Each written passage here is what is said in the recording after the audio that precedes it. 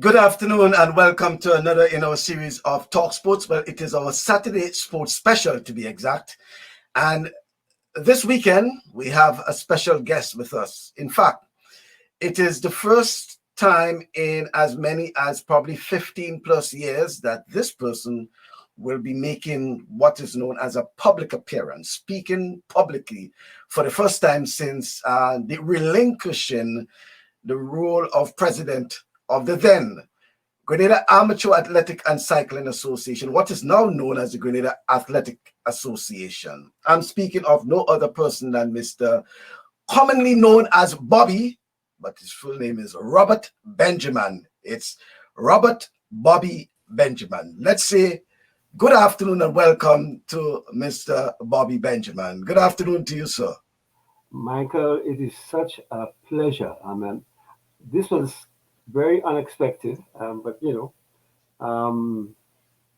is a pleasure to be here. I have looked at a couple of the programs that you've had in the past, and I've been very impressed with the programs. And let me say up front, Michael, that I would like to congratulate you on what this job that you've undertaken, because in the circumstances of having a full-time job and family and so on. And this, as I understand and I know very well, this kind of activity takes a lot of time. So um, it's a great effort, and I congratulate you. And I hope people continue for a while.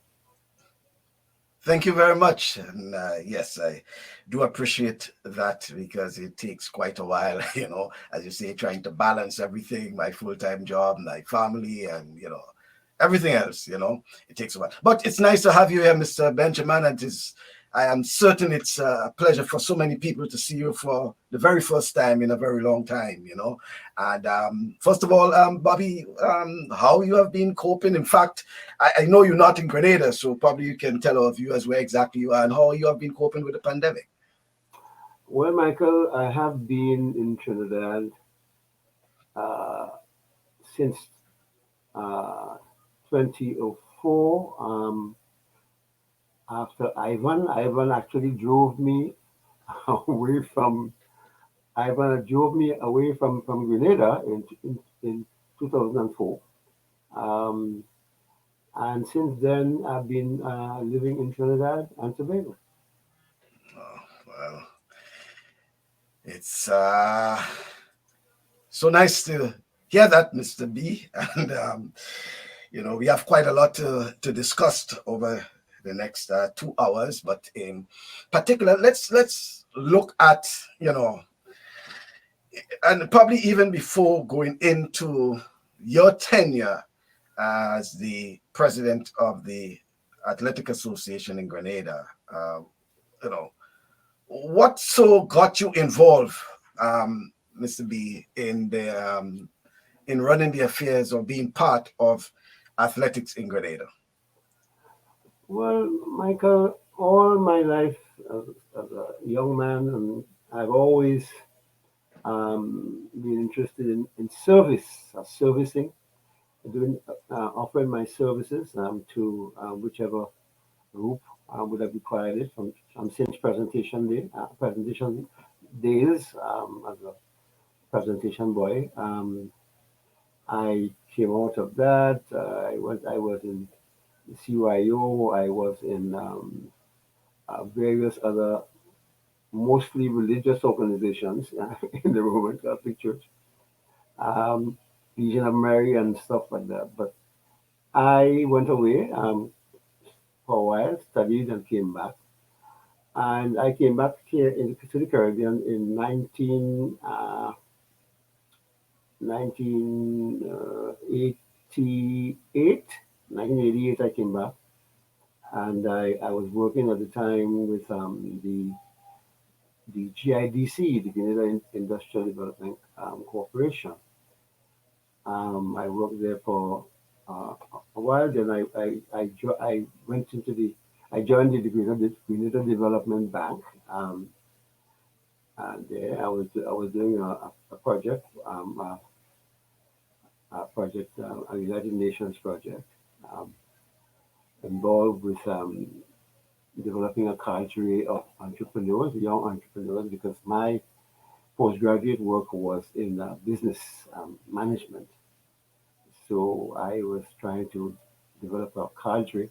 You may have heard about the organization. It's called SIDU, SEDU, Small Enterprise Development Unit. But while I was at SIDU, of course, I'd formed, coming back to Grenada, I met some of my old friends and so on, Joseph Charter, this deceased, Charlie George, a number of people. And Charlie, in fact, was the one who encouraged me to get involved in the Athletic Association. I have to thank Charlie. So Charlie said, Bobby, I mean, would you mind, helping out in the association, the GWMCA as it was then? And I said, yes, of course, I would try to help. So I was a peripheral, I was involved in a peripheral way at first. And the election was coming up in 1991, 1992.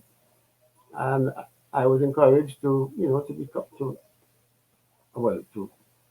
accept the post, well, not accept, but to put up myself for the post of first vice president, which I did. And the slate, George Gotti Robinson was the president. He was the person vying for the president of the association. And Gotti became the president, and I was the first vice president. But Michael, I'll come back to that a little bit more, but my becoming president in 1991-92 was in pretty bizarre circumstances, if I could say so myself. Gotti had been elected, but for some reason, his own only Gotti could explain that, and it's a personal decision. Only Gotti could explain why suddenly he decided that he didn't want to be president anymore. So under the Constitution, the first vice president stepped in for the rest of the term, the rest of the 2 years. In those days, it was 2 years. So I was called up, I was called to duty as the president, acting president in a sense, because I was the first vice president, and that is how it started. That is how it started. Well, it's kind of interesting because you mentioned the name Charlie George, and it's Charlie who succeeded you, I think. Yes, indeed, Charlie succeeded. Well, Charlie and I have been very good friends over the years. So, because as you may recall, Charlie George and I worked very closely as president and vice president at the during the carnival of 1991, 92. So Charlie and I worked very successfully together with Carnival, and I didn't hesitate when Charlie asked me to put my hat in the ring. He was very busy at Huggins at the time, and so that is the connection. Charlie and I go back a good way. Although we went to the different schools, the GBSS and presentation. Well, when I got to know Charlie better when we formed the club, over 40s club, the 630 club we called it. Now the reasons is a very intriguing title and name, and lots of people over the years have wondered why we called it that. But it's a very personal. It's an in joke. It's an in joke. So Charlie and I got to know each other very well during that period of time with the organizing over 40s football and all over Grenada. And Joe Charter, deceased, was one of the kingpins in organizing that. So, that's how Charlie and I became friends.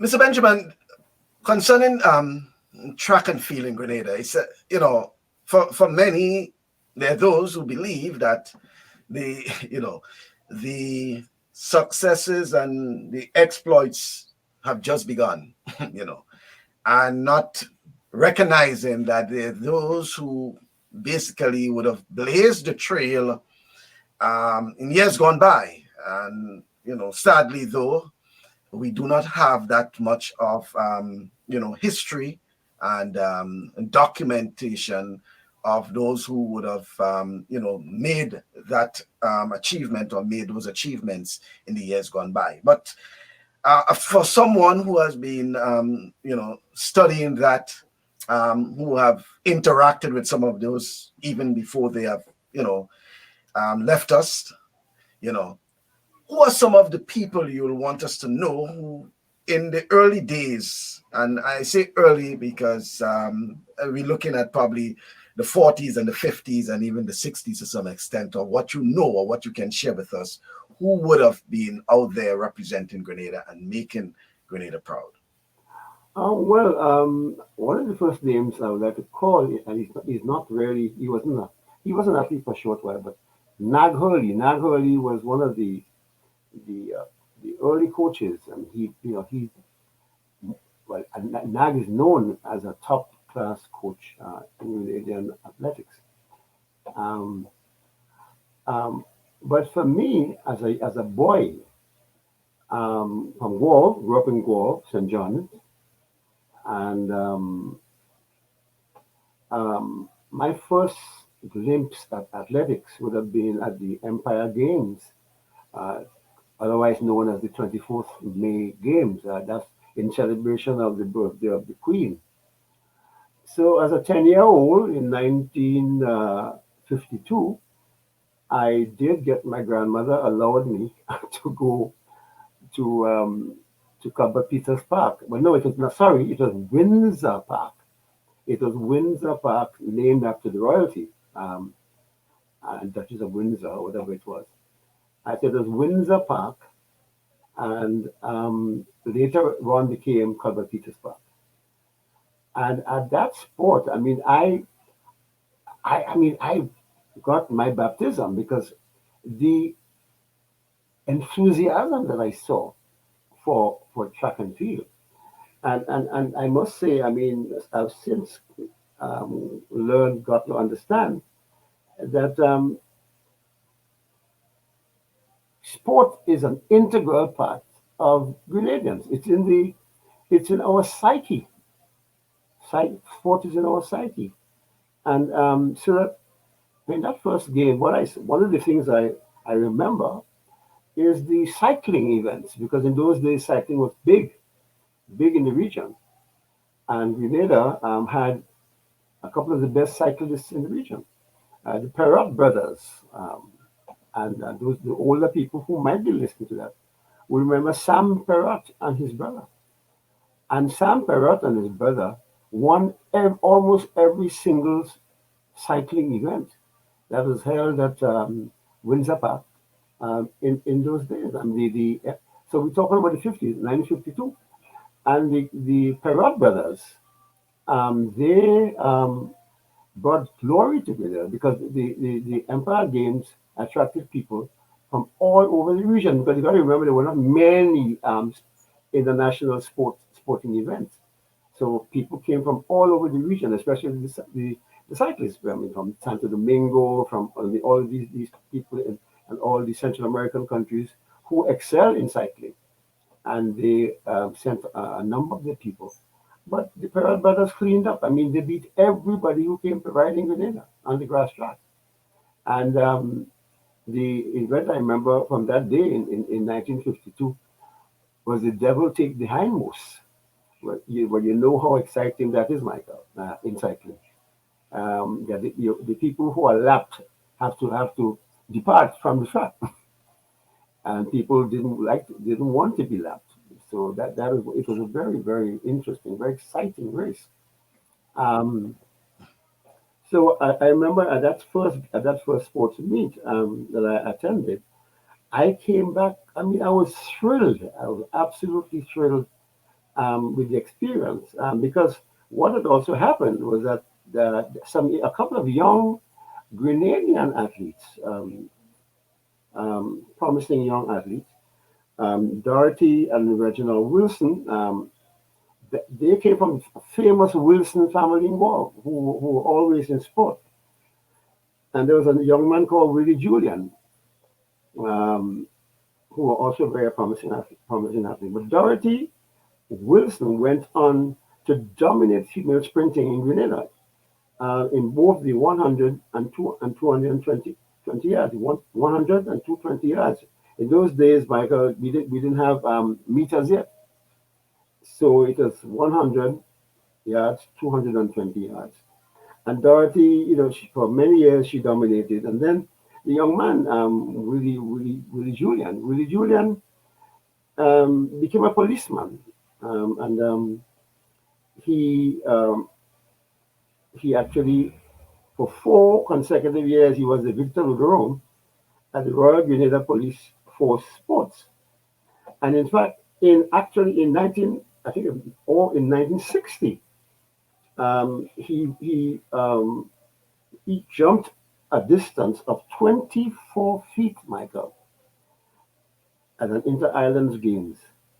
And that would have qualified him to enter into the Rome Olympics. I mean, just think about that. That would have been Rome Olympics was in 1960? 1960. Yeah. 1960. Mike Agostini from Trinidad went to that. So it was quite a feat for this young man. But of course, Grenada not having an Olympic committee in those days, he could not have participated in the Olympics. But it sort of the next thing that happened, as far as I am aware, was the Whitsuntide Games. Now, a lot of the young people would have heard a little bit about the Whitsuntide Games because we revised it. We brought it back into play after many years during my tenure with the Whitsuntide Games. And the Whitsuntide Games had always been the kind of event that people from around the region sent their young athletes to attend because it was a good meet to send the fledgling athletes. So the young people they came to Grenada for the Whitsuntide Games, and they were weaned on that. They got nurtured by attending those games. But these games were established in the 1950s. 1950s, the Whitsuntide Games was established. And people like Nat Hurley and so would have had something to do with that. Now, understandably, it's been a local event, a Grenadian event. It was dominated by Grenadian athletes. I mean, who in fact, competed extremely well against the other people coming from the regions, especially the OECS and so on. So the names like Hugh Bain, 100 yards, 220 yards, long jump. Anthony Delilah Thomas, 124, 880, long jump. George Fletcher, the Fletcher brothers, George Fletcher and Finbar Fletcher, 100 yards, 220, long jump. And Finbar Fletcher was a remarkable javelin thrower. I mean, he would have won medals with the javelin in the setup that came afterwards. Alistair Clouden, that name is a well-known name in Grenada in sport. But no deceased. Yeah, now deceased. Alistair was a first class, but he did 1, 2, and the 8 as well. But he was well known as for his 400 running. He was a great 400-meter runner, 440 yards. It was in those days. And then we had Charlie Zatopek Francis. Charlie Francis, call him. Well, I don't know why we call him Zatopek, but I think it was a pun on the it's a pun on the the name because, but you know, Grenadians, we like to poke fun at ourselves. And Zatopek, as you know, Michael, was a long distance runner. So to call us sprinters Zatopek was really poking fun. But he he developed into a very, very, very, very, very fine sprinter. And then we had Robert Green from Satires 102, Simeon Green from the Wharf there, 440, 880. We had William Pablo Gittins. As we go here, a little bit more what Pablo Gittins are. Yeah, I that's the name William Gittins is one. William Pablo Gittins. Right. Is one who I did an interview with many years ago while at the Grenada Broadcasting Network. Because he had moved back to Grenada from England. Right. And unfortunately, it got the entire production, the entire interview and You're a fire at the station? No, not that time it would have been Hurricane Ivan. It got destroyed with Hurricane Ivan. So all the archives with that lost. And that's the person I was always trying to William Gittins. Yes. Pablo, as we call him, Pablo, as all of us call him. Pablo was a naturally gifted athlete. Not only did he run track, brilliant, he was a footballer, represented Grenada in football. He was a cricketer, represented Grenada in cricket. He was represented on a team that was selected to go to England on the football team that was selected in the 60s, thereabout. He was selected on a Caribbean team to go to England to play a number of games. But he was a really, really talented athlete. So that, but his pet events would have been the high and the long jump, and he also did the hurdles, the high hurdles. So he was what I would call the first multi-eventer from Grenada. He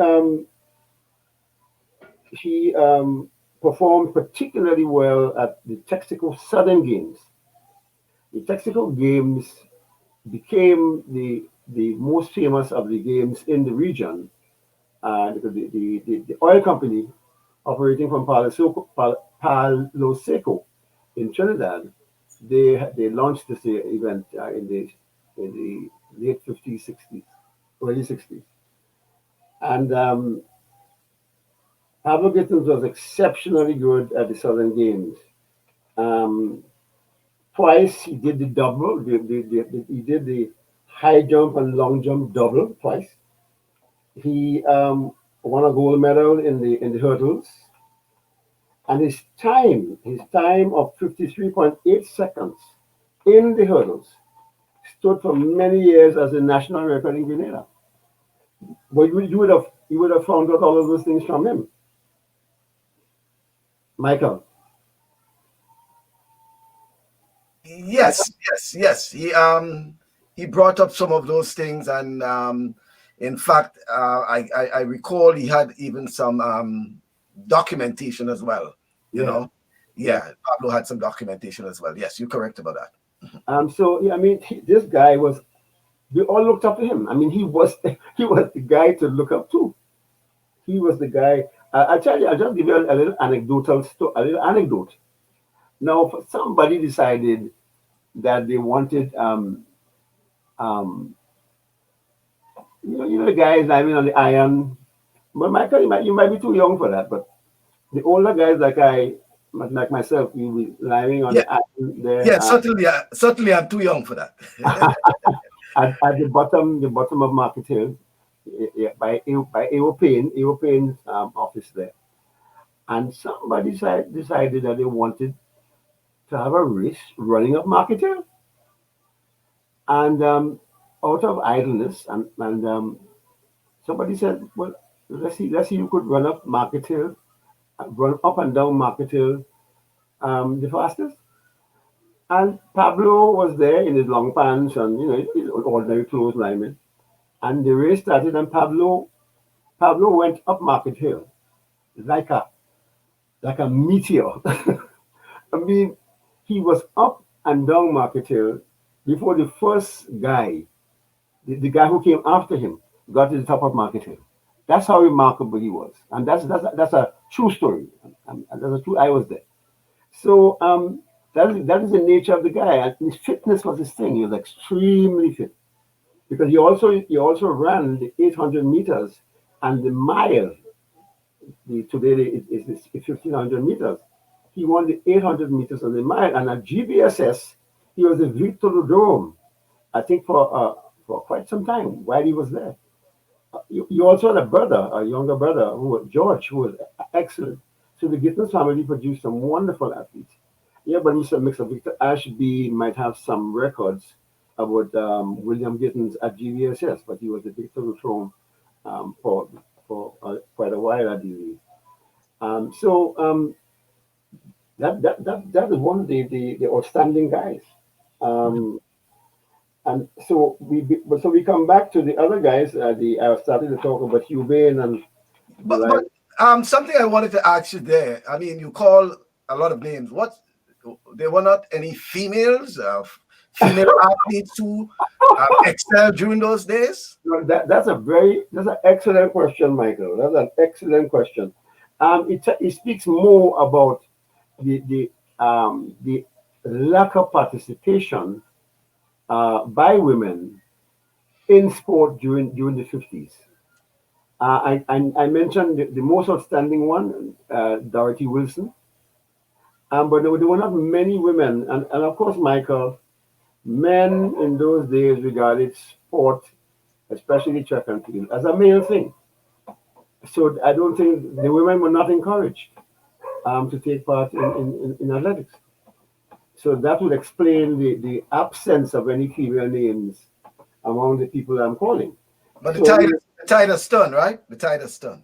the tide has turned. I mean, today there are more women participating than men. All right.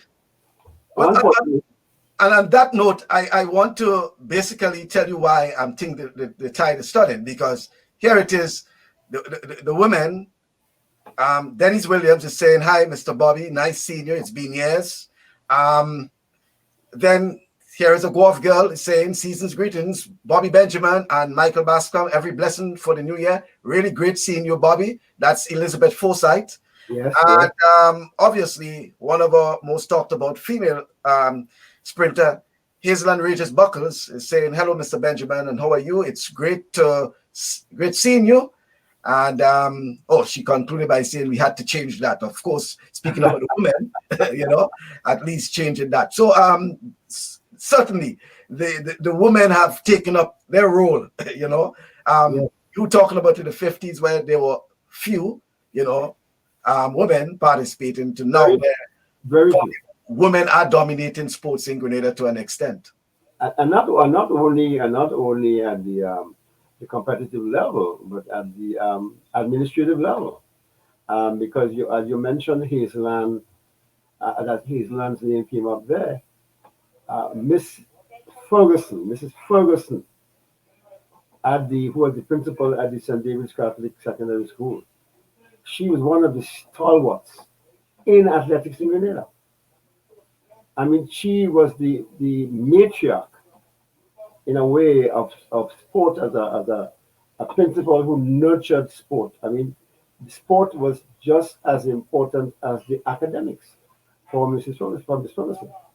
So yes, women are taking over in large measure, and we'll come later on to Denise Williams, who is one of the women's stalwart coaches. But I'll come back to that later.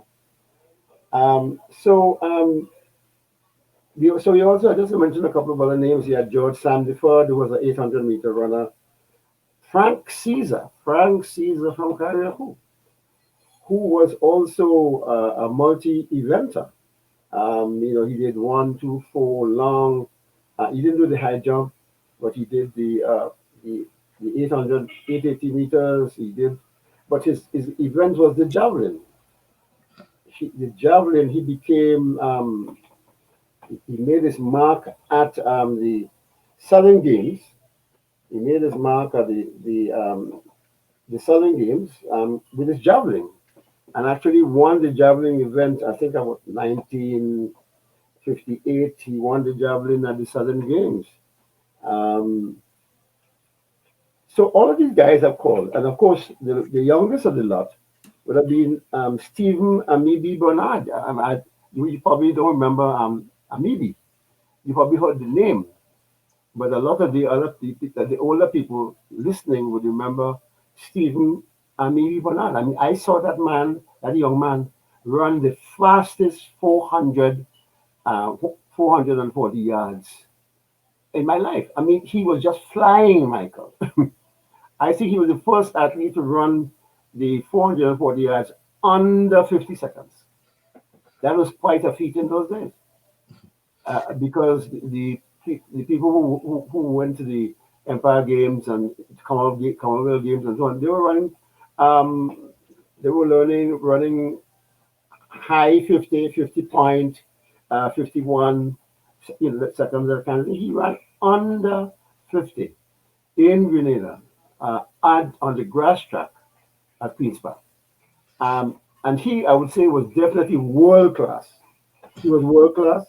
Hugh Bain, who ran 9.8 seconds at the Whitsunday Games, he would have that time would have taken him to the finals of the 100 yards at the British Empire and Commonwealth Games in 1954. Frank Caesar was also world class, and of course, young Amibi. I mean, these are all world class athletes. We produced these people during the 50s, and there's also, I mean, so William Gittins, I mentioned William Gittins, but there was also Donald Pierre. There's also Donald Pierre. Well, yeah, I know Donald would have been after these guys, but just before you go into Donald Pierre, do you think that the during the 50s and 60s, if Grenada was a member of the IOC and those international athletic federations, that Grenada would have been able to win Olympic medals and such? I mean, I will put it this way. Comparing some times, we would have held our own, Michael. We would not have been disgraced, because I said before, Hugh Bain was a top athlete.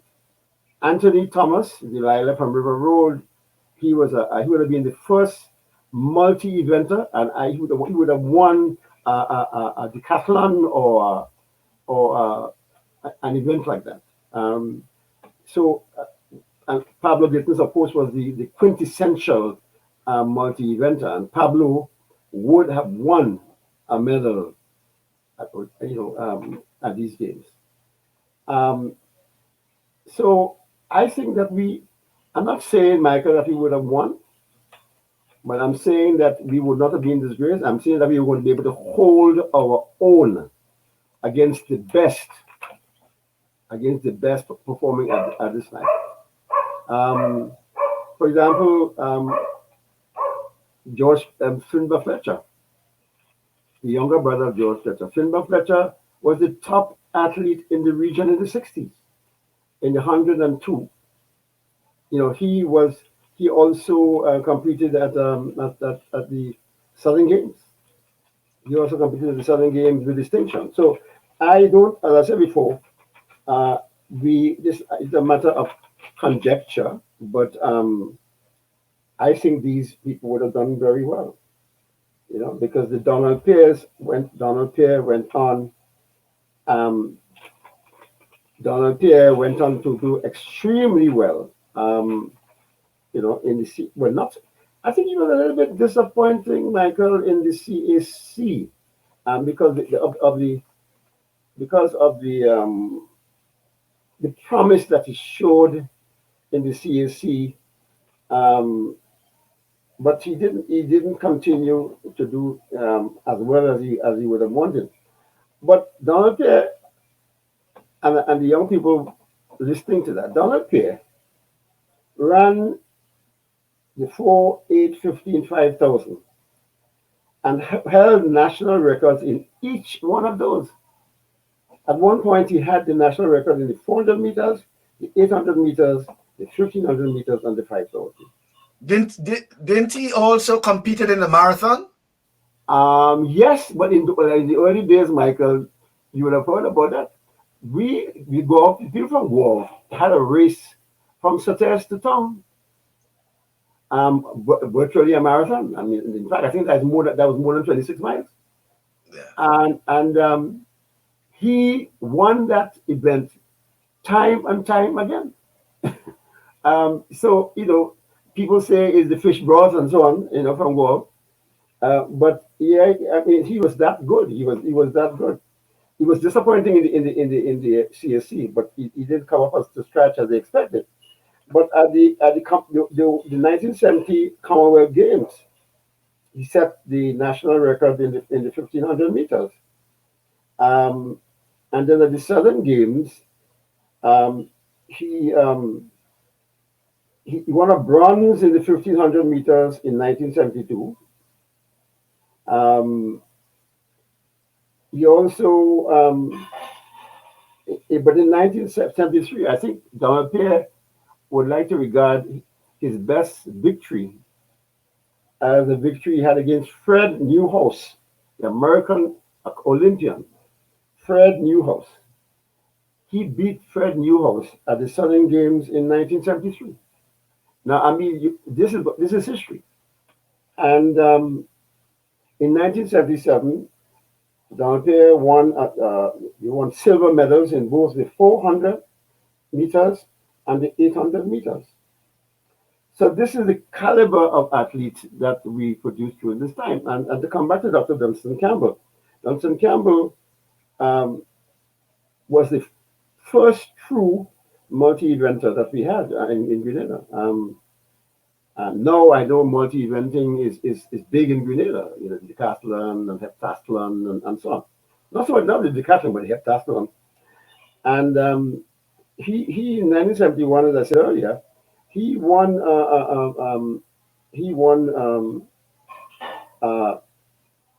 bronze in the decathlon. He was rated among the top 10 in the OECS, for many years. His specialties were in javelin and shot put. So that is the measure of the performances and that we had. Let me not forget, before I move on from this, let me not forget Oliver Lake. Oliver Lake, I believe he was from River Road. Yes. Oliver Lake won medals in the high jump and triple jump at the Southern Games in the 60s, in middle 60s. He won medals in the high jump and the triple jump.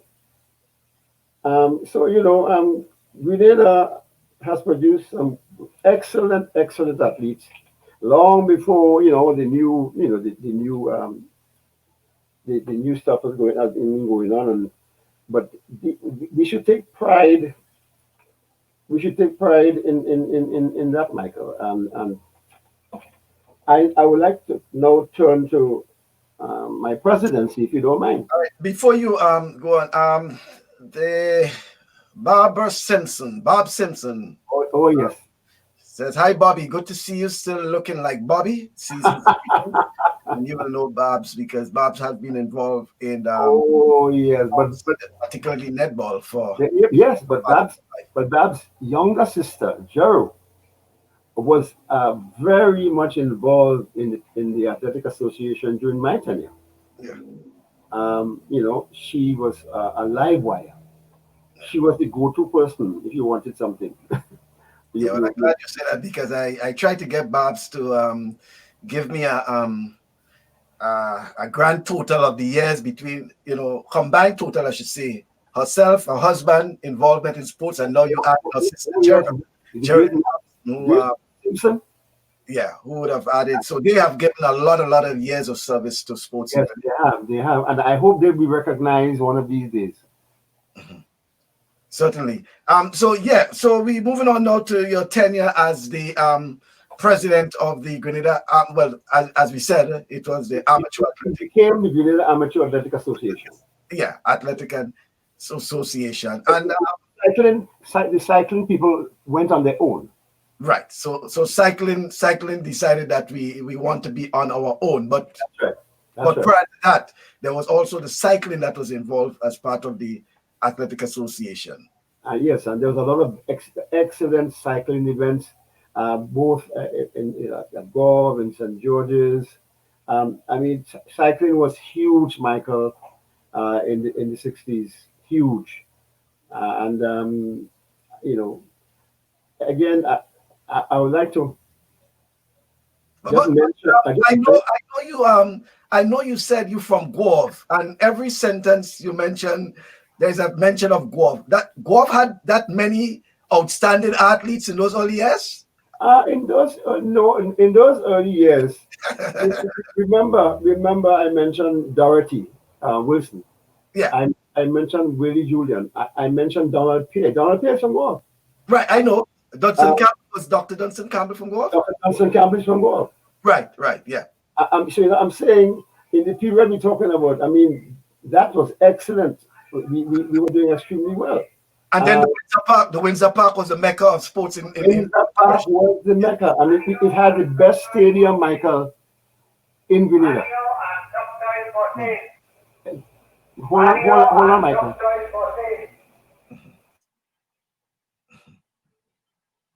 Sorry for the interference, Michael.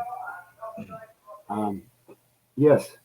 So Windsor Park had the most beautiful stadium in Grenada at the time. It was a joy to stay on the field and look at the people. The Windsor Park was packed to capacity because Goa people are fierce in the support of sport. Which brings me, Michael, to a book on sporting Goa called The Energy of Goa, which is done by Fitzgerald Naka Joseph. Yeah, we had it. We featured it on the program earlier in the year. Yeah. Yes, and I think this is a very seminal work, and I think anybody who really wants to find out, for example, about cycling, because although it says sporting Goa, it also included performances by people who are not from Goa.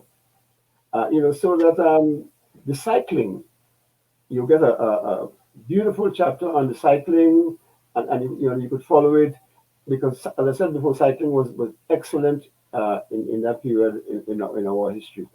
So I'm very proud of Goa. I think you held back from saying it, but Goa people are extremely proud of the parish. They say we clannish, they say all kinds of things about us, but we're proud. We're proud to be who we are. Yeah. Yeah, and I agree that even, and you will agree that too, that junior tenure as president, that the bulk of competition and competitiveness and thing came from the parish of St. John. We had quite a number.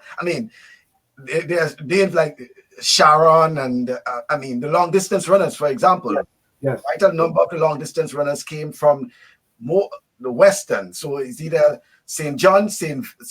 Mark, or St. Patrick, right? Yeah. They came from that. They dominated the long distance running. As you indicated, the marathon from Sotels to the I think it used to be to the Esplanade, to sometimes the Esplanade or to the Carnage, for example. Right. And it used to be dominated by the folks of either St. John, either St. Mark, because you had Callistus, Bonaparte, and others. Oh, yeah. And then you had the those guys from St. Patrick, the Rastas, and all of those guys. They used to participate in these events. That was participation, junior tenure. That is what I wanted to talk about. Yeah, because in fact, Michael, what got that sort of why and how you got that sort of participation in those events during those times?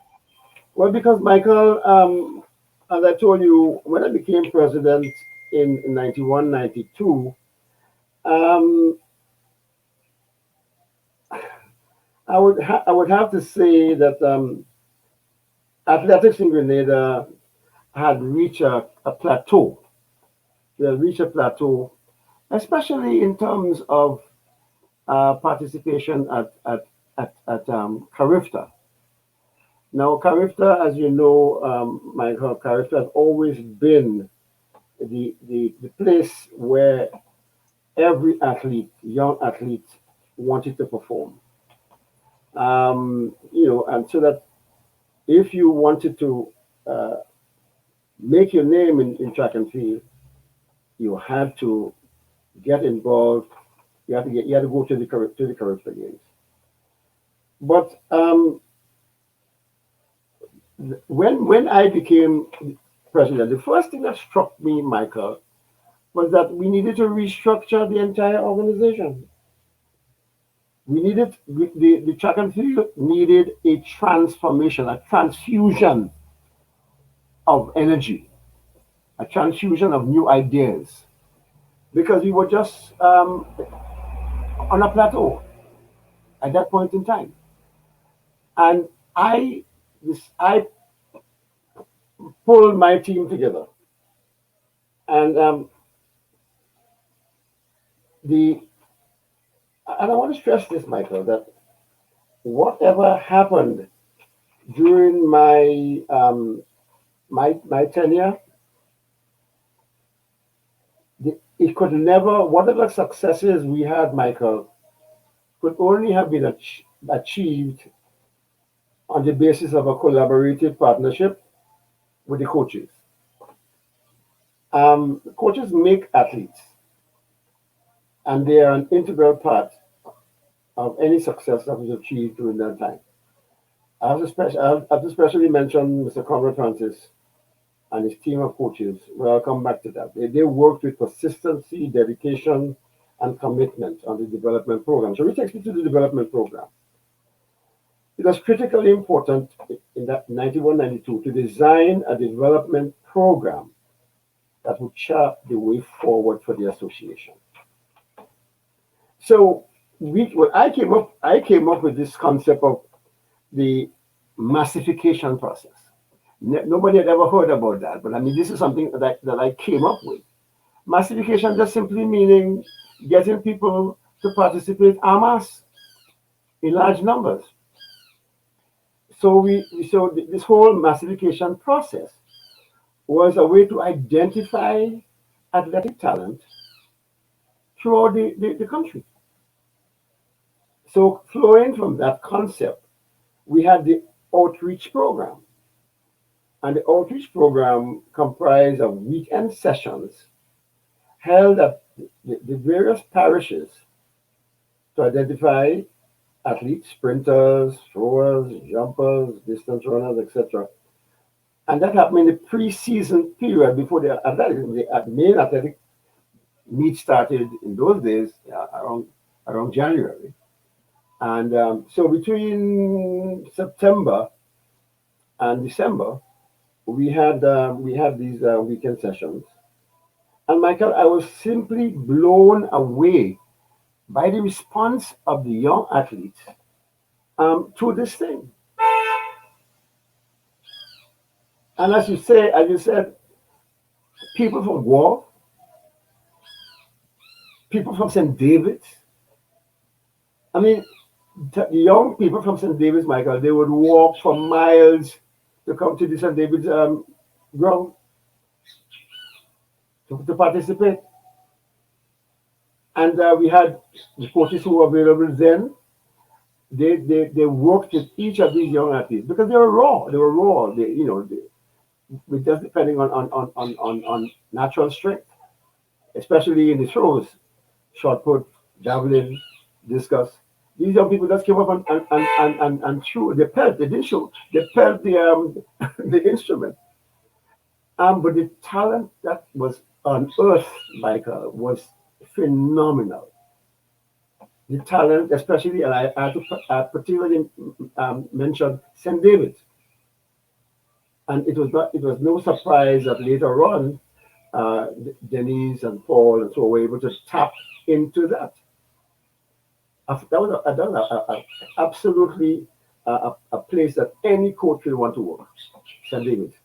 Guelph, as you said earlier, a lot of the long distance people came out of Guelph, St. John. And then, not to leave out the others, St. Patrick's, Grenville, and of course St. George's. But St. George's was the center of all of this. So that the thing was, added to that, when we had established the weekend sessions, we decided to do a road racing program, so that we had a road race series during the same period to facilitate the general fitness, Michael, of the athletes. The basis of success in any sport is fitness. So we started a road race series, and I mean, it was amazing to see the numbers that turned out every weekend. The numbers that turned up every weekend were just phenomenal. And then with that happening, Michael, it became clear to us that if you're going to have all these young people coming to participate, you need the coaches. And because, okay, you will help them you show them how to stand to do the shot or the distance or the javelin. You show them how to get on the marks for the sprints.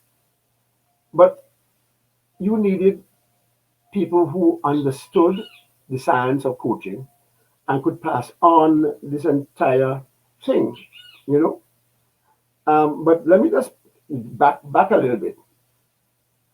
And I put that all in the context of the competition, because you have these young people coming out, so you needed competition.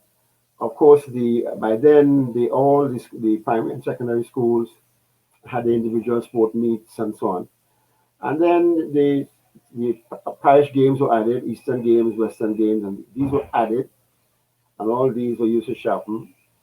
But all of this was dovetailed to go into the intercall, because intercall was the thing, the best local thing in sport for both under 17 and under 20. And on the basis of performances at those sports, the national team to represent Grenada at the annual Caribbean Games, those people were selected. And of course, the cherry here, was for some of the athletes, the better athletes, to be seen by some of the American coaches who attended the Caribbean Games, and to recommend scholarships for these people. So Caribbean Games, well, you heard Mr. Victor Ashby on your program, and it's the enthusiasm and that you got from him just demonstrated that Caribbean was a fantastic national event. I think more people attended those games than any other sport in Grenada. And the competition was fierce. And that's putting it mildly. It was fierce compared to what we had as when I went to presentation in 1954. I believe an attempt was made to have the first intercall between PBC and GBSS, the only two boys' schools at the time. An attempt was made to have the intercall between those two, because I participated in those games. But well, the usual names, Hugh Wayne, George Fletcher, and so on, Simeon Green, and these people participated. Of course, this time competing for the various schools. And in fact, there was an incident at one of these meets that led to the demise of the games at that time. I will not go through. I will not go through that. But there's a very and something that happened during one of the events, and the response of both sides, DSS and college, it led to an impasse virtually. So I think the games were abandoned for a long time until they restarted again. I'm not sure if the restart was in '65. Michael, you could help me here. The restart of the intercall was '65 or '86. Yeah, somewhere in Yeah, the 65, 60 in the mid 65. '60s, I think. Um, Yeah. so I mean, this was the task that we set out. My executive team set out to achieve, and the most important thing at this point, getting all that participation and all that interest and so on, we needed a cadre of coaches, certified coaches. So I needed to do some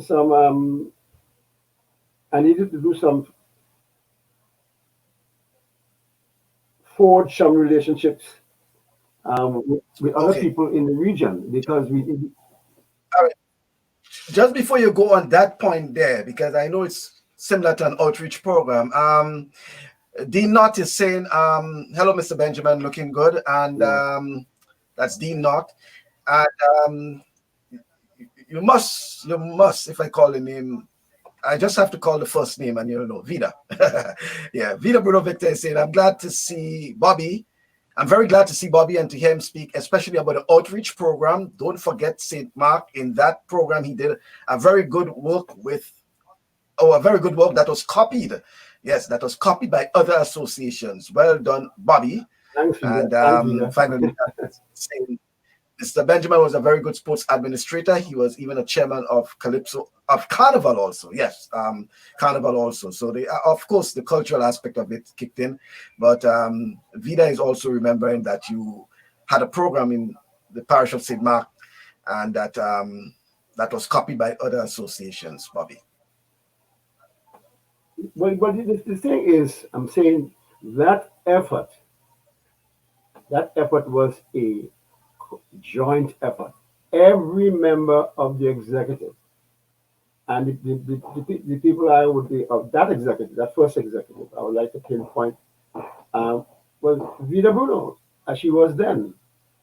Vida Bruno was the general secretary, the best general secretary that I knew at the time. I mean, we were lucky to have Vida in the Athletic Association. I mean, she took care of the administrative work. And Tira Grant was the treasurer for many years. Of course, my good friend and brother from St. Patrick's, Mr. Glean Neville, who was a wonderful support as vice president. And I mean, I would like to mention these people. They were part of the engine room. They were part of the engine room that got these things done. And whatever I came up with as a suggestion, it was discussed, and very often I got the support of the executive because we were on a progressive course, and everybody could see that, and it was going to be for the benefit of everybody. And and as Vida said, um, the program, especially the outreach program and the road series, that was kept by many administrations, the athletic association, that was allowed. It continued because that was the foundation, Michael. If you don't have a foundation, you can't have anything else. So that is what happened. I think my executive did a fantastic job, and it was a collaborative effort. It wasn't Bobby Benjamin. So I realized that we needed proper coaching, professional coaching. I approached the president of the NACAC Association, North American, Central American, and Caribbean Association. Dr. Amadeo Francis. And Dr. Amadeo Francis responded immediately to my request to help us, to locate facilitators for the coaching. And as a result of that, Michael, we had before in 1991, we had the first 92, we had the first coaching program level 1. We went to level 2 and level 3 subsequently, and people later on their own went to level 4 and level 5. But that proved to be the linchpin, because after that, Michael, the improvement in the times, distances, height at intercall was phenomenal. We were producing some fantastic young athletes because the coaches were doing a great job. The coaches were doing a great job, and I don't want to leave at anybody, but Denise Williams, Devon George, Anthony George, Abraham Patrick Simmons, Colin Peters, Albert Joseph from Bob, Paul Phillip. Those have come to mind immediately. I'm sure I left out some people, but the thing is that, Michael, no president could have expected to get such a response from a team. And I have to give Conrad kudos. I have to give Conrad kudos for taking the leadership role in this coaching program, in this coaching exercise. At one point, Conrad was the only level 3 from Grenada in the region, in the OECS. So, he turned out to be a wonderful, wonderful coach, not only on paper, but also in terms of, being able to impart that information and knowledge to the young ones who were under his charge. The other coaches worked very well with him. It was an excellent team effort. It was a great team effort. So, and let me just go back a little bit to say why it was so important for us to put that system, to identify the athletes, to provide the constant training for them during the off season, during in the preseason, and then the coaching, and all that was important because we needed to produce a whole new set of athletes. We needed a new cycle in performance. First at intercall and then at character, which is the acid test in terms of any development program. You have to measure your development program in terms of progress you make at character. Now, for example, when I took over in the early 1990s, Grenada's highest position was 6th,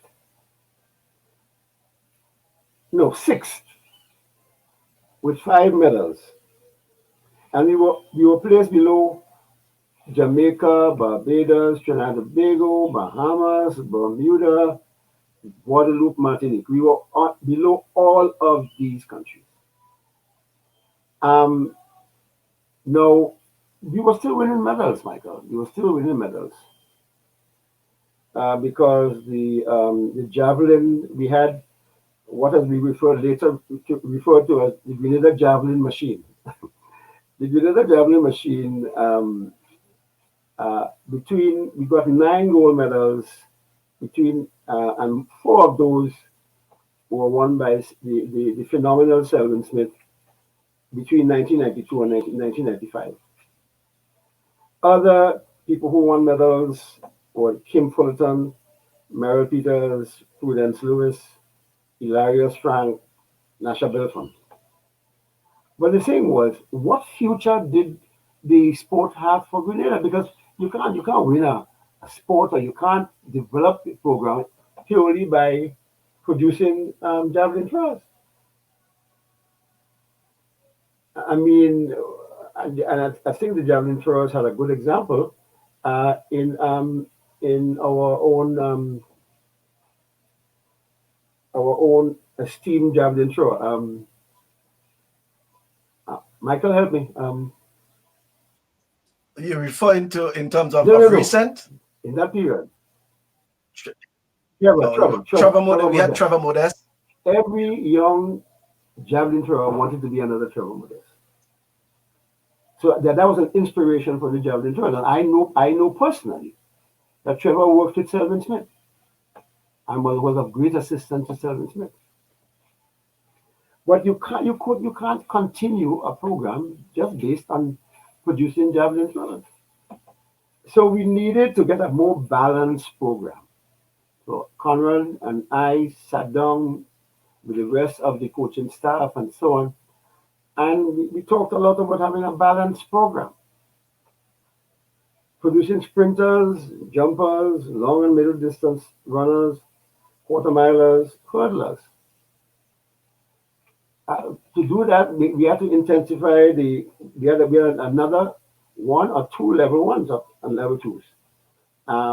Also, people from the Caribbean were participating now that they heard about the program.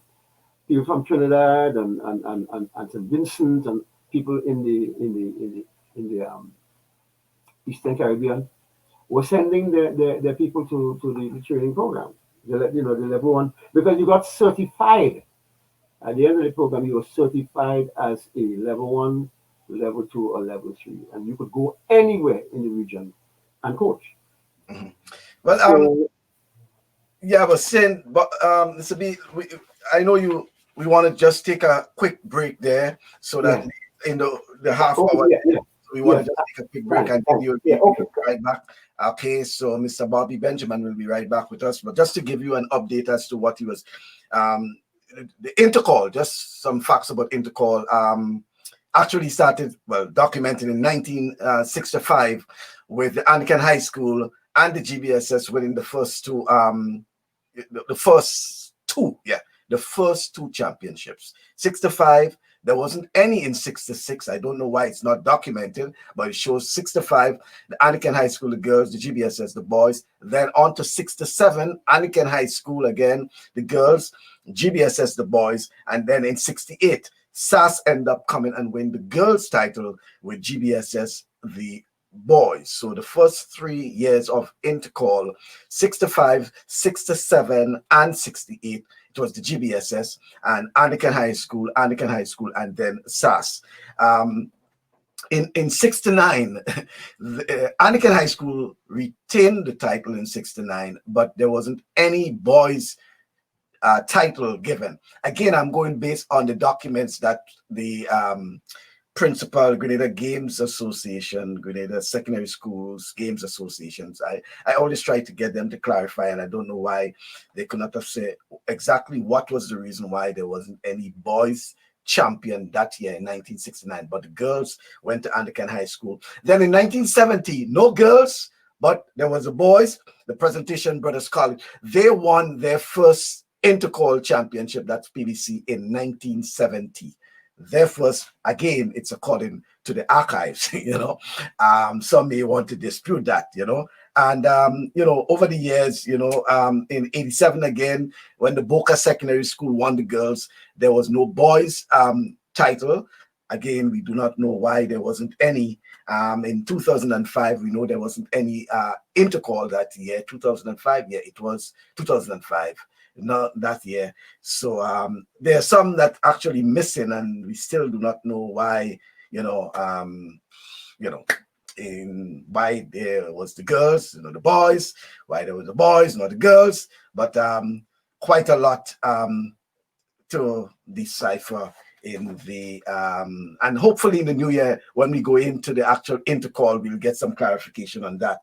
I know some of the folks who are watching and listening may be able to remember certain things, and they may be able to help us with answers to some of the missing data regarding the intersecondary school athletic championships over the years. Started in 1965, Anakin High School, the girls, the GBSS, the boys, 67, no 66 again, as I'm saying.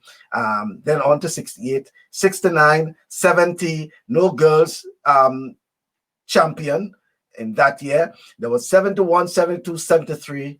There were no championships in the years 74 and 75.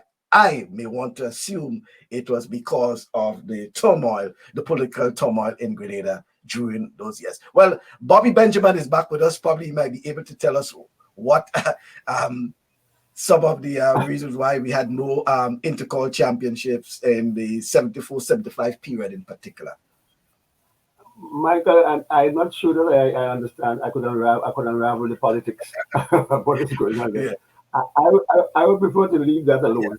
Well, yeah, I say in the new year we'll look. Let's just continue that with the mandate that the coaching team was given was to create sprinters, jumpers, long and middle distance runners, quarter milers, hurdlers. But Michael, as you know from your experience, in track and field, like in any other sport, performance sport, it takes arguably 3 to 5 years of coaching before the performances of these athletes begin to show any real change. It takes a while. It takes a while to, for a young athlete to change habits, to change, the way they stand to throw an instrument, or the way they, the whole question of you have to train them. They have to understand the mechanics. They have to actually learn a lot of mechanics, right? But it takes a while before that happens. So accordingly, our young charges were slow in coming up the block. So we talk about I took over in 1991, 92. Nothing happened in 93. We changed the constitution. 94, we introduced the coaching program. Or maybe a little bit before that, 93, 94, we introduced the training, the coaches training program.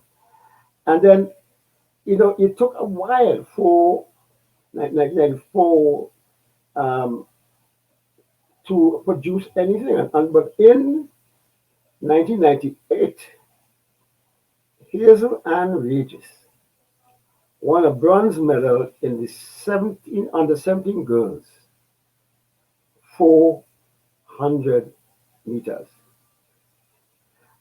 I mean, that also in the under 17 girls, Daniela Abraham won silver in the girls 3,000 meters.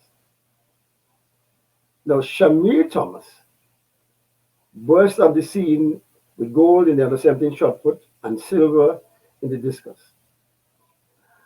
Now, Michael, you'll place this against the background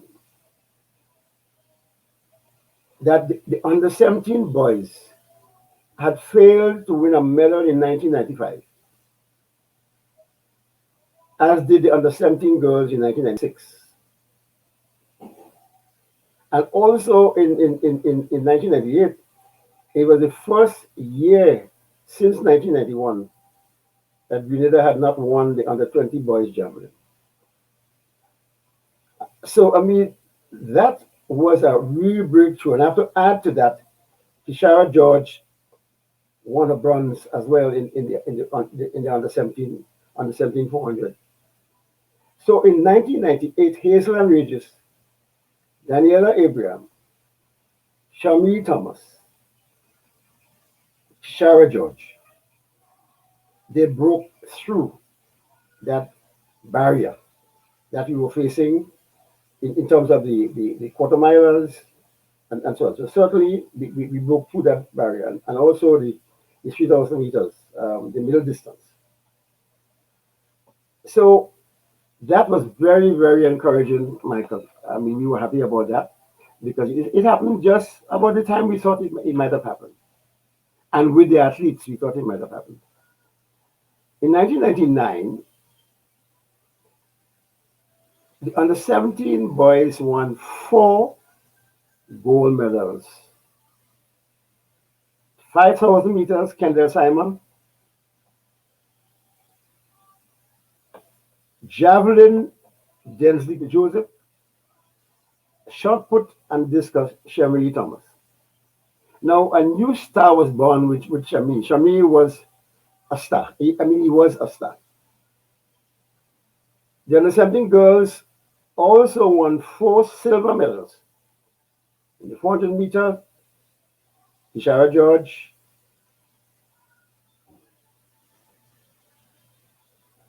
800 meters, 1500 meters, and 3000 meters, Daniela Abraham. So let me do this again. So the under 17 girls won silver medals. So that would have been So that Shara George won silver medal in the 400 meters, and the 800 meters, 1500 meters, and 3000. Daniela Abrams won silver medals. Now Stephanie Ferguson won a bronze in that same year in the 3000 meters. So we could see the changes were taking place, Michael, in the medals, what medals we were winning, and the under 17 girls and under 17 boys started to get back into their own after the bad showing in 1995 and 1996, where they didn't win a single medal. So that takes us to 2000, the last year of my administration.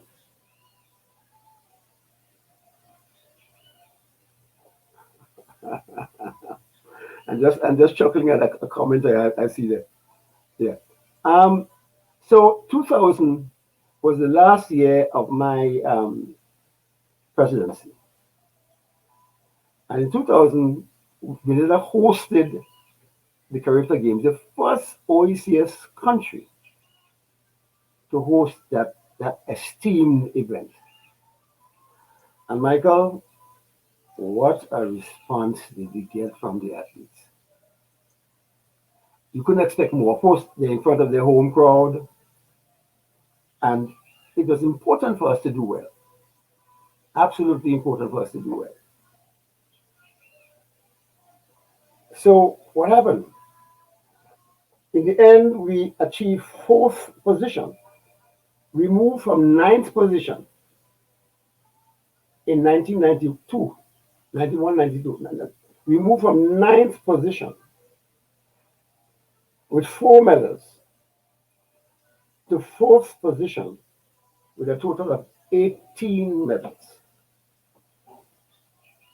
5 gold in under 20 boys, javelin, Roy Peters, 400 meters, under 20 girls, Hazelland, under 17 boys, long jump, Leon Jordan. This is a big first, Michael, because I don't think he'll ever won a long jump event.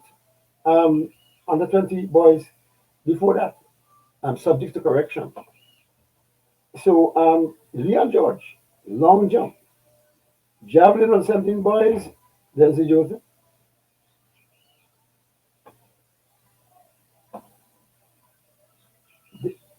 Hold on. Yeah, Leon George.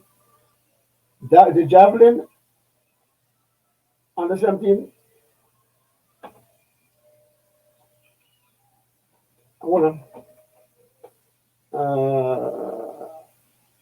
It's 5. 1, 2, 5 gold in the 20 boys. All Peters, and then overall we won 5 gold. But the under 20 boys javelin, Peters in the 440. It was one of the best showing for Grenada during. It was. I'll come to that. So 400 meters, Hazelland, under 17 boys, long jump, javelin, Densley Joseph, and under 17 javelin girls, Natalia Vincent. I mean, this was the start of the Natalia Vincent show because she won 4, I think, consecutive javelin gold medals. I mean, she's undoubtedly one of the stars of the Charleston Games under my watch. Another golf girl, right? But of course, I didn't want to say that. I didn't want to say that, Michael, because no, we all say got people bias. 7 silver medals, 7 on the 17, 1500 meters, Stephanie Ferguson. On the 17 boys, 1500 meters, Trevon Baptiste. On the 20 girls, javelin, Bassie Mitchell. Boys on the 25,000 meters, Kendall Simon. On the 20 heptathlon, Sherwin Merriman. On the 20 boys, javelin, Kevin Francis. On the 20 boys, shot put, Shamir. I am sure that Denise and Mrs. Ferguson, they're smiling because St. David's was in the house. St. David's were in the house. And I mean, and doing exceptionally well. I would just like to say something worthy of note, Michael, is that the Sherwin Merriman silver in the heptathlon spawned victories in the heptathlon. In 2001, Kieran Francis, 2002, Eileen Lett, 2003, Akaido Noel, 2004, Noel Phillip, Joel Phillip, 2005, Joel Phillip, 2006, Joel Phillip. He was making this event his own. 2007, Kurt Felix. So I believe, Michael, that 2000 Caribbean Games saw the association beginning to fulfill the vision that we had for more balanced development in the sport. For the first time, we had a gold medal in long jump. We had Merriman in silver in heptathlon. Another first for us, and Grenada had the first sprint medal was won by Sean Lambert. Now, Sean Lambert is a young man that he had a lot of hopes for. Even in the days of the young Trinidadians.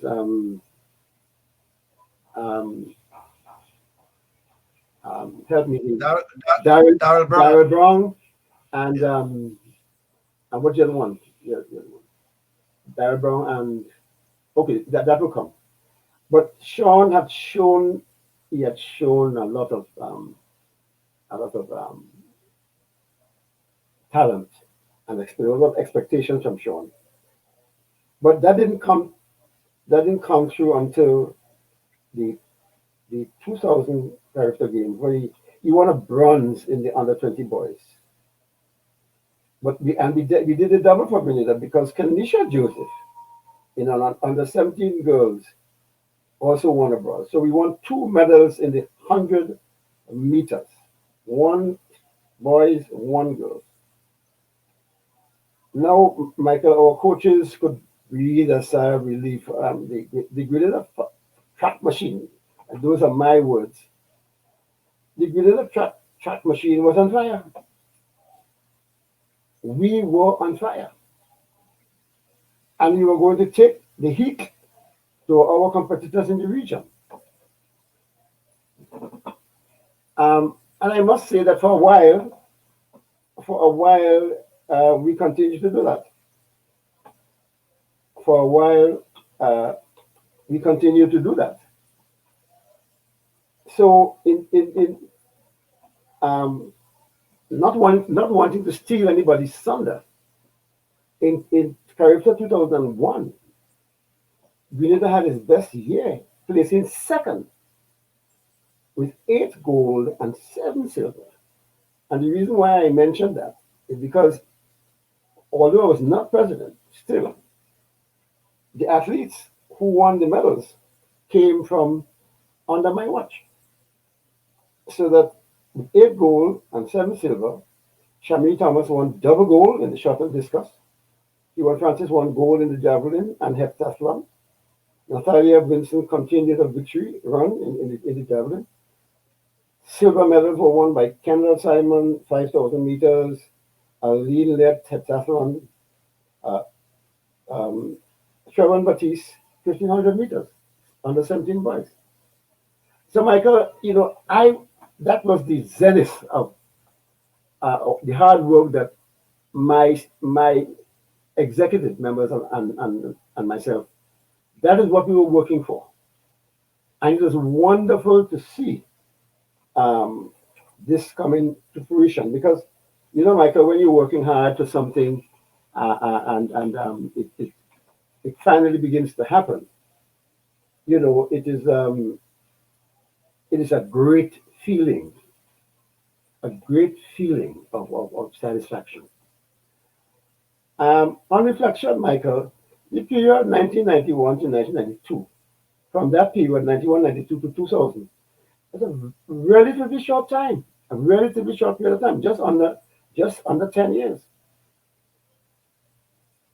And I humbly submit, Michael, that what we achieved can only be described as remarkable as we move from ninth position with 4 medals to fourth position with 18 medals. We have restructured the organization and we have established a development structure that proved to be successful and largely followed since then. We have laid down a template for future success.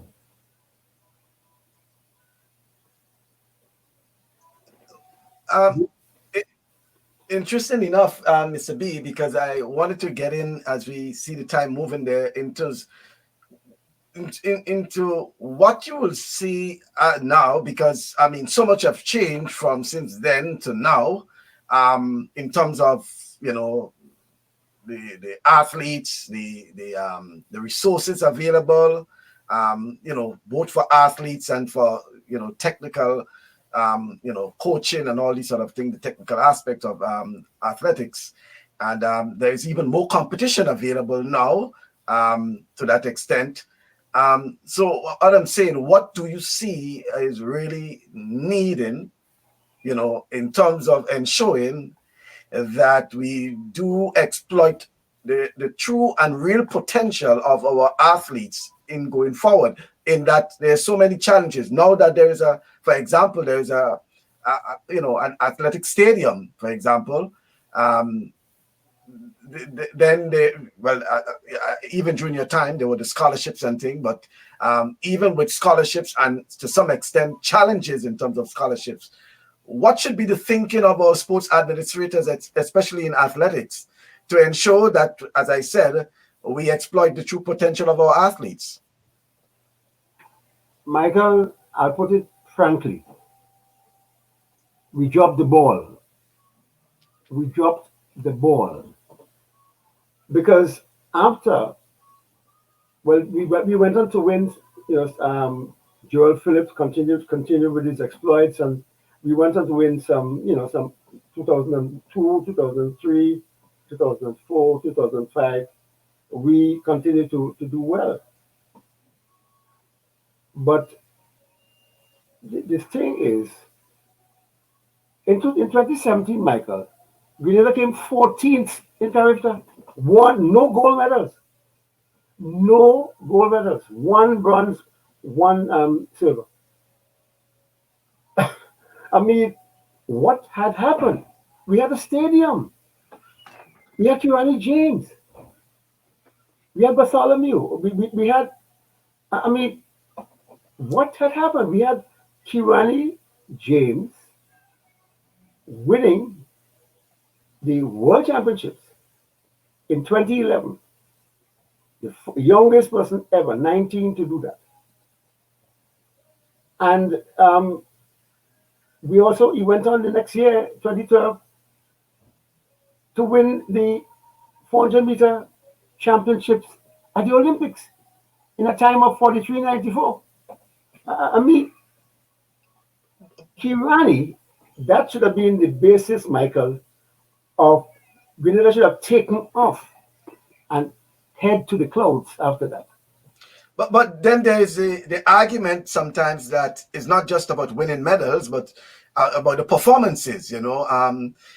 Yes, I know when it comes to Carifta and these sort of things, it's all for some.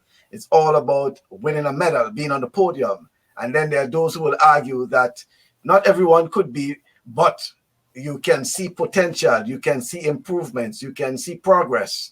How do you argue that? Michael, I think, as I said earlier, we dropped the ball. We lost our way. We moved away from the fundamentals.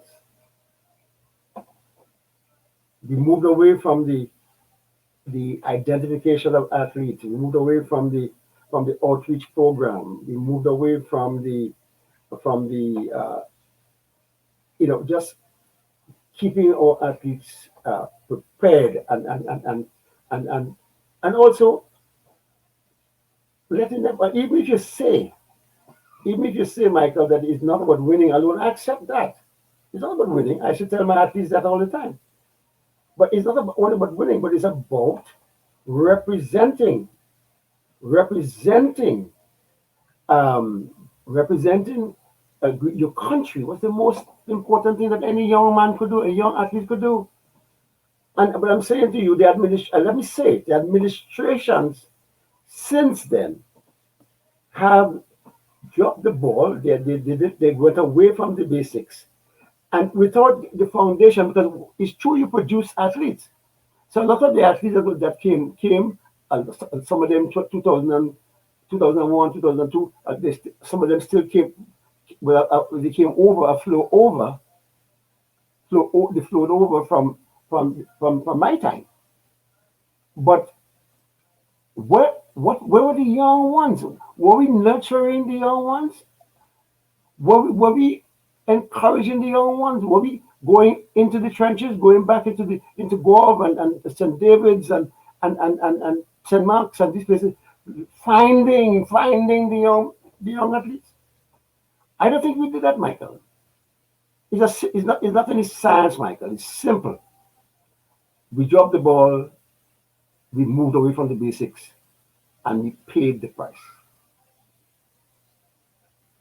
When I saw that Grenada came 14th at Carifta in 2017, I could not believe my eyes.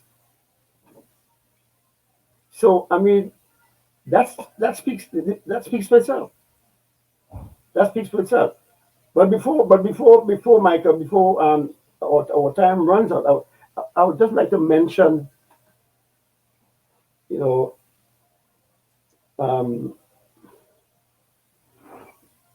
some young people that we amassed a total of around 60 medals.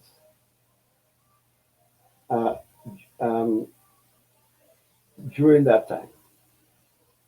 And 17 of them were gold medals. Now,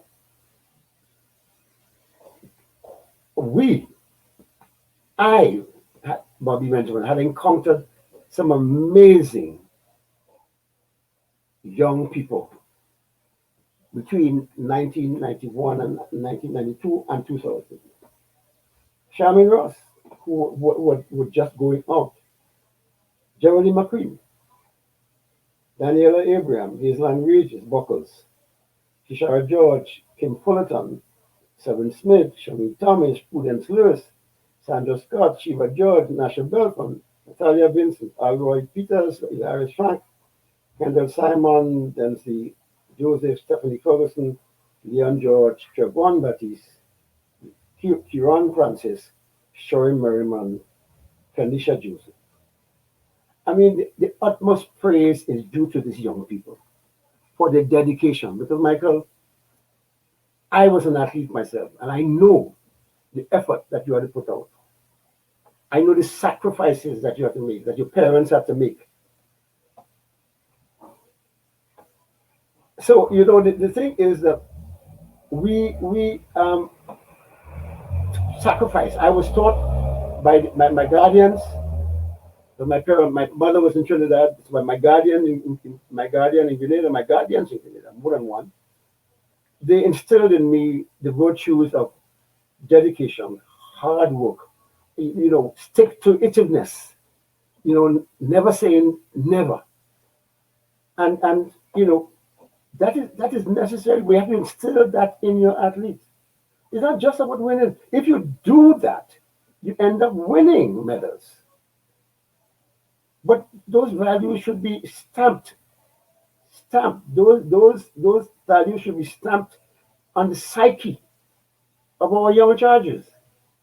I've been away from Grenada for a long time, Michael. I've been away from Grenada since 2004.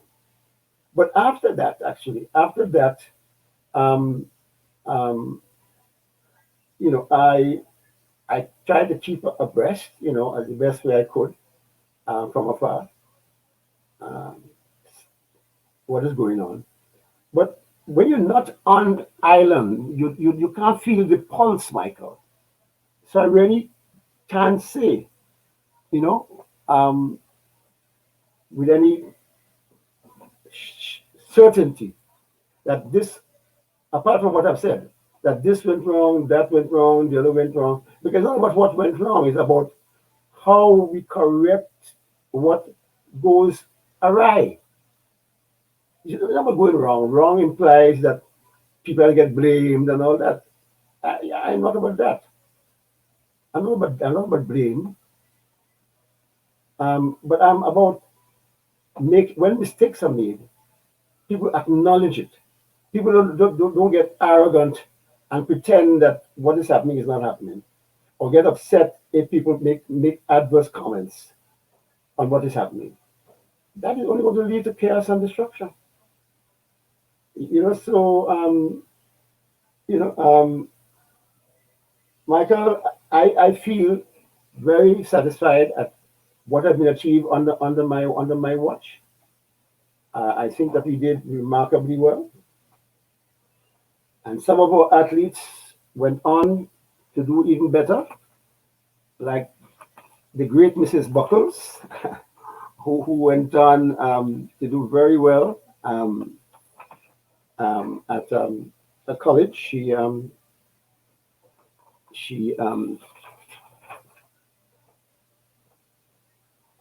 She did quite well at the CSC championships. Um, she won a silver in the CSC games. She won a silver in the Pan Am Games. She won a silver medal in the CSC championships in the 4x4 with Kishara George, Jackie Ann Morin, uh, Nisha Bernard Thomas. Um, Hazelton went on before that. She had won the, well, of course, we know she had won the silver in the 400 meters, and she won the gold. Um, she then went on to Central Arizona College, where she won the junior title for the 400 meters. She became the two-time final eight at the NCAA championships for Louisiana State University. Um, Kishara did well as well in the hurdles. Kishara,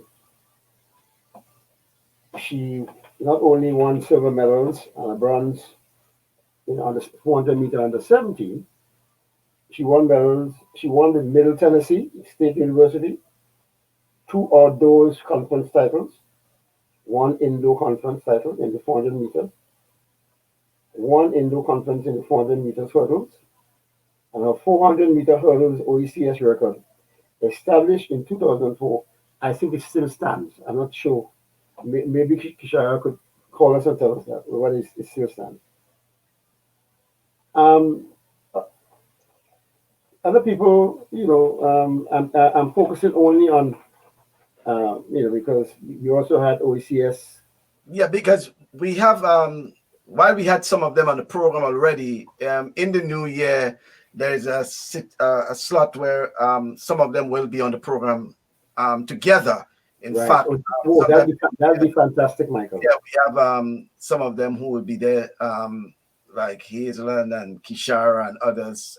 As a group, they will be on the program to discuss the exploit during that time. Mr. Adrian Mitchell, that spaceman, my Spanish teacher at PBC in the 60s, learned a lot about leadership from the great team of sporting teachers at the PBC, Fletcher, Gibbs, Bobby, the brothers, and others. Is Mr. Mitchell, that spaceman Mitchell, saying that you were his Spanish teacher? Yes. I hope you remember a few words still. Oh yes, I did teach Spanish at presentation. I also taught history, and I think I did some literature, and yeah. Well, that's our former sports minister, Adrian Spaceman Mitchell. Yeah, he did a good job as Minister of Sport. Fletcher, Gibbs, Bobby, the brothers. He's talking about George Fletcher, the older Fletcher, who was a chemistry teacher, science teacher at PVC. At the same time, I was there because I was the youngest teacher. And then we had Mr. Gibbs. We had Mr. Gibbs. We had Mr. Hugh Wayne. Hugh Wayne, I talked about earlier. Hugh Wayne was one of the great masters, sports masters. Leslie Clouden. We had a lot of good young teachers at presentation at the time. All right. So Benjamin, what would you say among the reasons that in those days you're speaking about in the 60s and the 70s and recent as your time during your presidency, the attitude of the athletes then compared to the attitude of the athletes now, and I'm still bringing into focus the resources available to them. It's so much of an ease for them now. What would you say, actually spurred those and encouraged and motivated the athletes then? I mean, with less. Look, the motivation, I cannot explain the mechanics, but because motivation is something internal. But when we had the first few weeks, Michael, of the outreach program, I mean, Denise Williams will tell you, the young people came from the hills of St. David. They had to walk 3-4 miles to come to get trained, to learn how to discuss the shot, the whatever, to learn how to sprint. The buses, whenever we went to Guelph, for example, the Guelph buses, in terms of the road races, you got the most buses from Guelph, from St. Mark's, from St. David's. There was a natural thing in the air. People just wanted. Let's put it this way, Michael. There was a hunger, because when there's not very much happening at that level of an administration, and somebody brings in a fresh idea that appeals to the young people, it's going to be a success. The young people all throughout the island came out in the droves, in the numbers. And that went on for quite a while. It wasn't just 1991, 92, 93, 94, 95. And it went on. And then, of course, I must make this point. By this time, our coaches had started to tap the veins in those young athletes, the discus people, the shot put people, the 400-meter people. They started to tap the veins. They started to tap the veins of the athlete. And the enthusiasm that Conrad and his team had, that enthusiasm, how to put it? It pervaded the athletes. The athletes wanted to succeed, and the enthusiasm that the coaches had in teaching them and coaching them, that passed on to them. I can't explain the mechanics.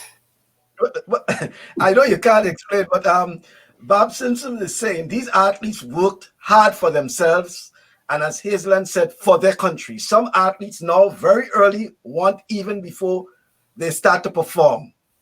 The culture has changed, and I assume it's not just track and field. Babs is a netball coach, so she will at least experience that. She can tell you that, and when she speaks about athletes, she's speaking generally, sportsmen, sportswomen, and as she says, even before they start to perform, they want something, and in essence, she's saying the culture has changed, But Babs is absolutely correct, Michael, that the culture changed because the culture changed from having to work hard for what you want to give me no. It changed. It started to change then. To what we have now is what is in it for me? What is in this thing for me? You ask young people to come and train, leave their mother house and go to the park to go and train. And the athlete will tell you today, but what am I getting for that? What am I getting out of it? Because we have an instant society today where everybody wants everything right now. No. We can't wait. We can't wait 2 or 3 years to get a little coaching and begin to get better and win a couple of events and get better and win some more events. That takes too much time. It takes too much time. Here's one of them. It took them 10 years. Or more for them to become what they have become. So you're right. I think it is one central reason, Michael, is the culture change.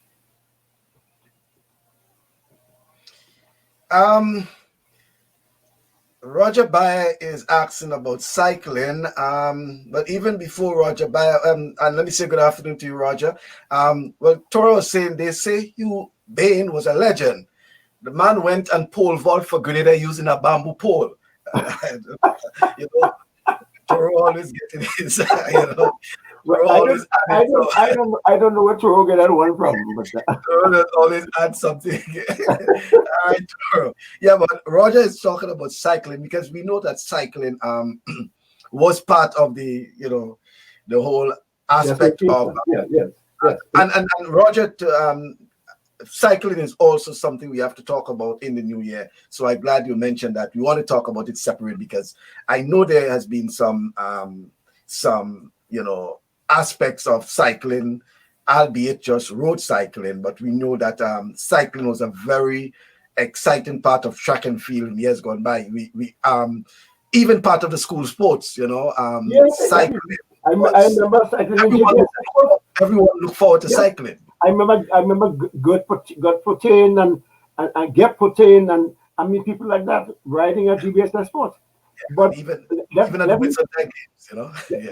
But let me say to Roger Bayer, and let me congratulate Roger for the excellent work over the years that he's done with cycling. And the thing, I mean, I'm much older than Roger, but in the days that I mentioned in the very beginning of my presentation, cycling was one of the most exciting events. People came to watch cycling, not to watch 100 meters and 400 meters. Yeah, they want to watch that too, but they came to look at cycling, and cycling was extremely vibrant in Grenada in the 60s. And I think to some extent the 70s, and we were good at it. Grenadian cyclists were top of the pile, And so I would love to hear Roger's presentation in the new year on cycling, because Grenada was one of the best cycling nations in the region. Okay. I mean, we couldn't compare with the Central Americans. I mean, they were very good. But Grenada was the best after that. We were the best after these people. Some more comments coming in. A lot of athletes now, not all, want everything to come easy. They do not have the patience to go through the progression it takes to get to where they want to be. That's Joel Phillip. Salisha Marisho is saying so true, plus the glutz and the glam. Well, Salisha, she knows all about that, and she's one of our athletes who would have gotten and go on and move from one stage to the other. Well qualified in her field. Thank you, Salisha. You played your part in track and field, representing the St. David's Catholic Secondary School, and then using that as a stepping stone for your educational pursuit. Denise Williams is saying, very good program, Michael and Mr. Benjamin. It's a blessing to see you, Bobby, sharing so much important information. I must leave now. Other duty calls, and I hope, Denise, that come next Saturday there could be the mini meet. There should have been a mini meet this weekend, but for some reason it was, last weekend I think it was put off. But there's one scheduled for the coming week. And David is saying it's a pity when our stadium was built, accommodation was not made for cycling. Yes.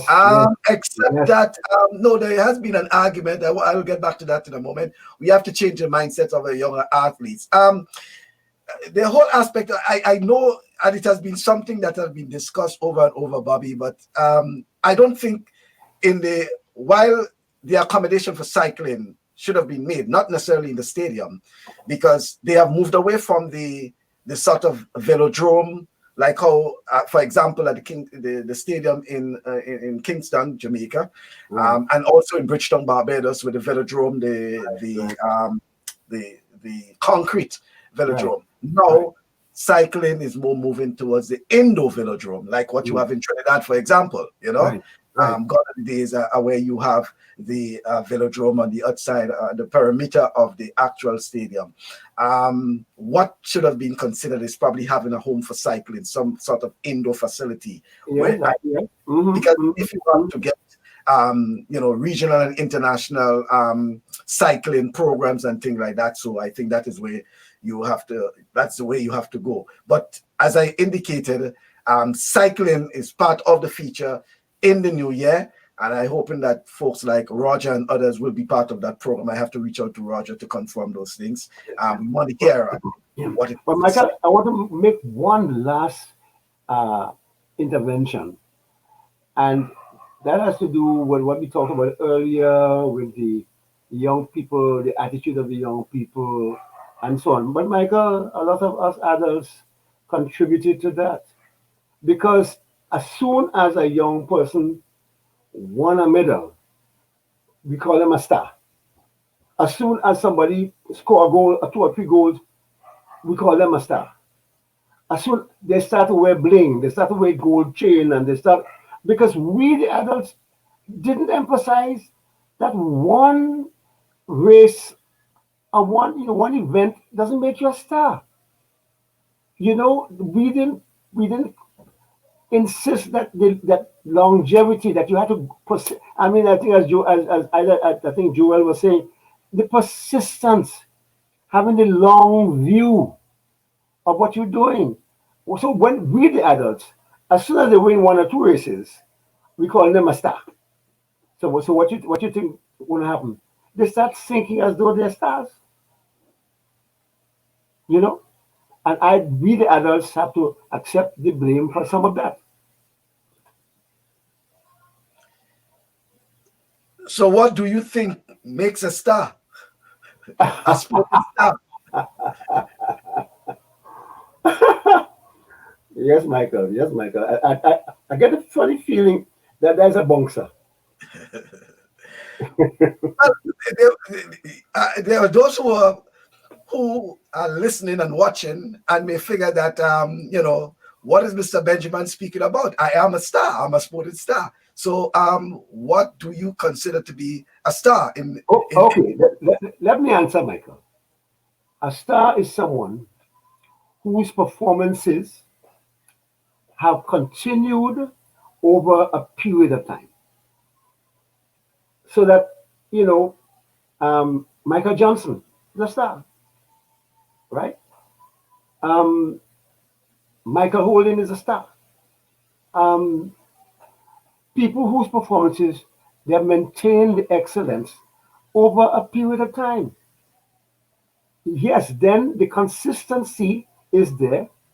You could see the true excellence in what he's doing. But somebody win one or two races, it might be a flash in the pan. It might be a flash in the pan. It might have to do with the quality of the competitors. So stardom is something that you achieve over a period of time. There's no such thing as instant stardom. Hazel is saying, Mr. Benjamin, I totally agree with you. Miss Williams always reminded us that showing off is not part of our values. Exactly. You're not only free to show off because you see, sport is a very punishing thing, Michael. Today you do well, tomorrow you don't do so well. You beat somebody today, and the person might beat you tomorrow. The condition didn't necessarily change, but the attitude would have changed. It's who wants it the most. I think the GBSS anthem, or it's the prize is for the one who earns it, who wants it most. It's not, you in it because well, you look good when you put on your tracksuit and whatnot, and all the girls come at the games and you get hugs and kisses and that is part of it. I enjoyed that too. I mean, I had young boys holding my boots when I was going to football when GBS playing against college.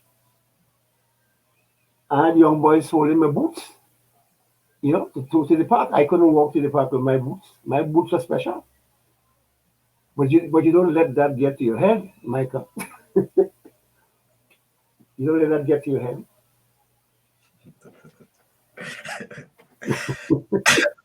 Created some laughter there among the folks are actually laughing because I think they themselves would have probably experienced that, but as you say, you don't let it get to your head. Performance is what matters at that time, and not yes. And Michael, each performance is a different performance. Every performance is different. No two performances are the same. All right.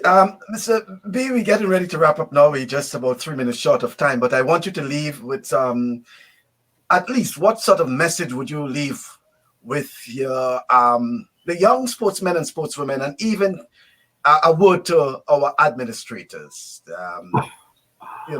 especially looking forward to 2021 and all that will come with it. To our administrators, my fellow administrators, stick to the plan. Stick to the basics. Lay the foundation. And when you have a foundation, you can build. And don't forget that it's a continuous process. You have to continue to build. Even if you have success at one level, you have to go back and continue to build. It's a building exercise. To the young athletes, please, it's about performance. It's about your own satisfaction that you get from your performance. But more than anything else, your performance is about your country, especially when you're representing your country. You are representing Grenada, the flag. When the anthem plays and you hear flag going up, you get goose pimples. Because that's what it is about. It's about country. It's about patriotism.